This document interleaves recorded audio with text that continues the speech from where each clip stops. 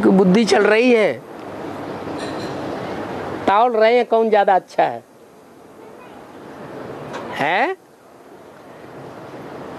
महाभारत में युधिष्ठिर, नकुल और सहदेव को 5 पत्नी दिखाई जाती है, भीम को 2 पत्नी और अर्जुन को कई पत्नियां दिखाई जाती हैं।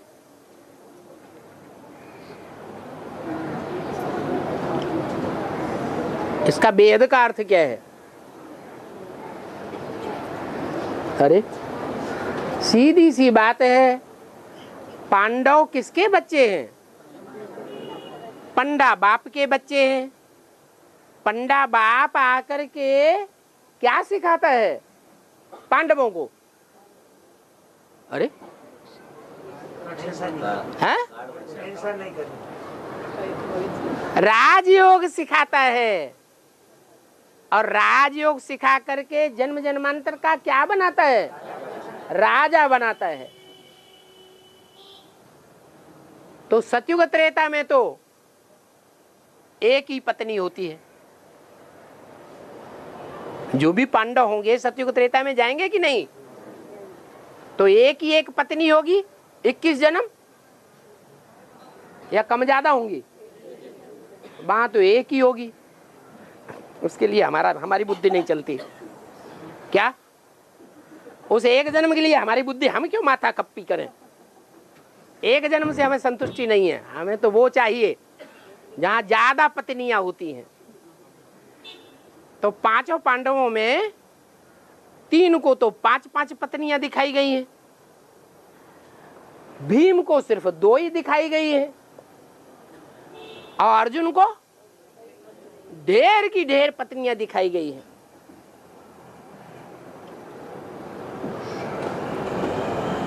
अब इसमें भी कोई अर्थ है क्या? है? इसमें कोई गुह्यार्थ है क्या? है? अरे द्वापर युग से कोई राजाओं को कम पत्नियां होंगी, कोई को जास्ती पत्नियां होंगी। बड़े राजाएं हुए होंगे तो ज्यादा पत्नियां होंगी, छोटे राजाएं हुए होंगे तो थोड़ी पत्नियां होंगी। युधिष्ठिर जैसे धर्मी कर्मी होंगे तो उनकी लिमिट दिखा दी। युधिष्ठिर की, सहदेव की, और क्या नाम, नकुल की। अर्जुन को अनेक पत्नियां दिखा दी हैं।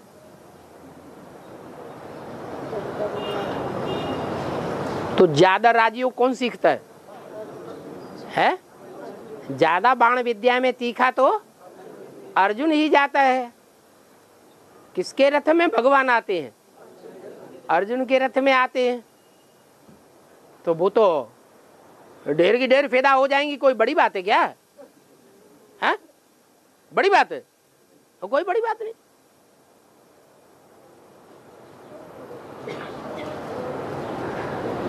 भीम को 2 पत्नियां दिखाई हैं।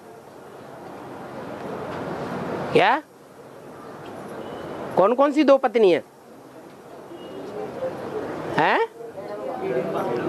हिडंबा और द्रौपदी।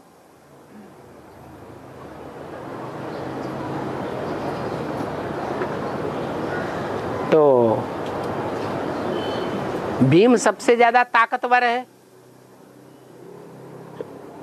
तो 2 ही क्यों दिखाई है?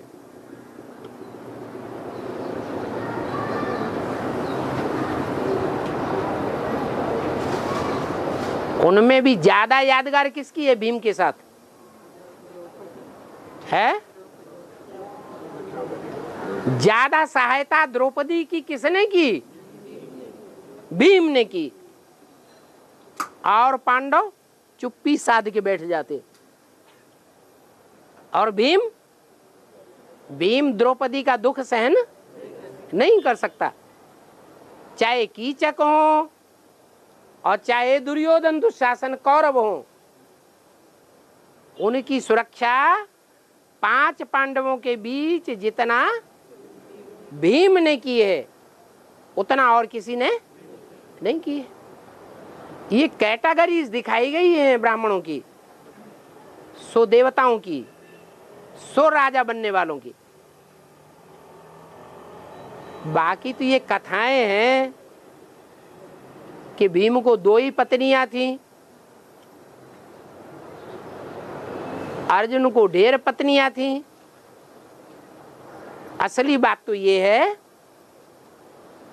जो जितना ताकतवर राजा हुआ है द्वापर युग से,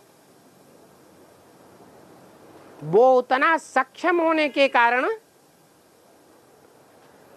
ज्यादा से ज्यादा परिवारों को संतुष्ट करता था। उसमें धर्म की बात भी आड़े आती है।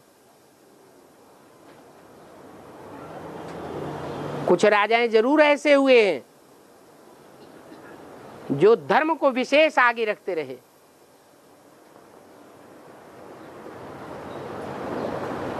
जैसे दुर्गा दास एक राजा हुआ,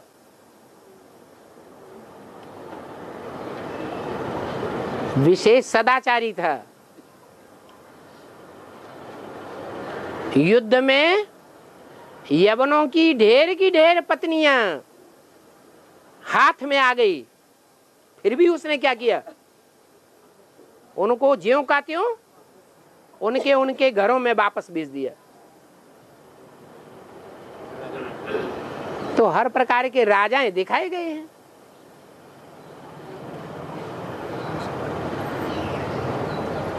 शास्त्रों में तो कपोल कल्पित गाथाएं हैं, ज्यों का त्यों उनका अर्थ नहीं लगाया जा सकता। बाबा तो कहते हैं कि आटे में नमक मिसल सच्चाई है। बाकी शास्त्रों में साफ गल्प कथाएं हैं। और राजा ही कर्म के आधार पे होनी चाहिए कि जन्म के आधार पे? महाभारत में तो जन्म के आधार पे दिखाई है। महाभारत हो चाहे रामायण हो चाहे और कोई ग्रंथ हो, वो तो मनुष्यों ने लिखे हैं। लेकिन चाहिए का जहां सवाल होता है, वहां श्रीमत बीच में आएगी या मनुष्यों की मत आएगी बीच में?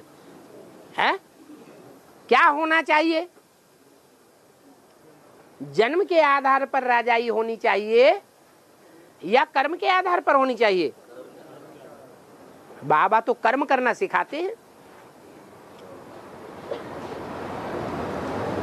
कर्म अकर्म विकर्म की गति किसने सिखाई? बाबा ने आकर सिखाई। तो ऐसे कर्म करना है जिससे हम जन्म जन्मांतर, सतयुग त्रेता में तो राजा बने, लेकिन जो गिरती कला के युग हैं, द्वापर युग और कलयुग, वहां भी हम राजाई प्राप्त करें।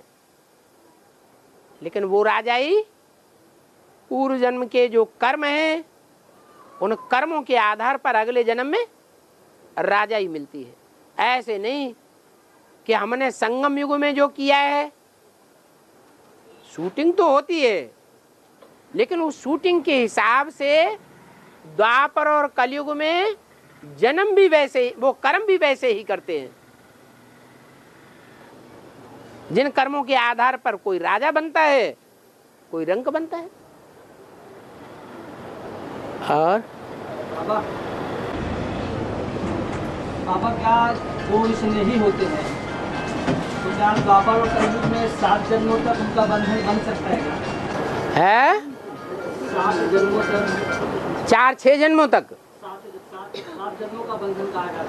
7 जन्मों तक।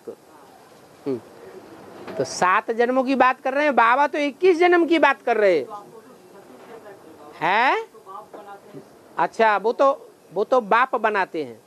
लेकिन द्वापर कलयुग में क्या अनेक जन्मों का बंधन हो सकता है? क्यों नहीं हो सकता? पार्वती के लिए तो गायन है। क्या गायन है? कि जितने भी जन्म मेरे हों स्त्री चोले में, या तो मैं उस एक ही आत्मा का वर्णन करूं पति के रूप में, और नहीं तो सन्यासी बन जाऊं, वो अच्छा। बाबा जो अन्य दूसरी आत्माएं उनका ऐसा हो सकता है क्या? अरे एक का हो सकता है, दूसरों को क्यों नहीं हो सकता है? एक का 100% हो सकता है तो दूसरों का 99% नहीं हो सकता है? फिर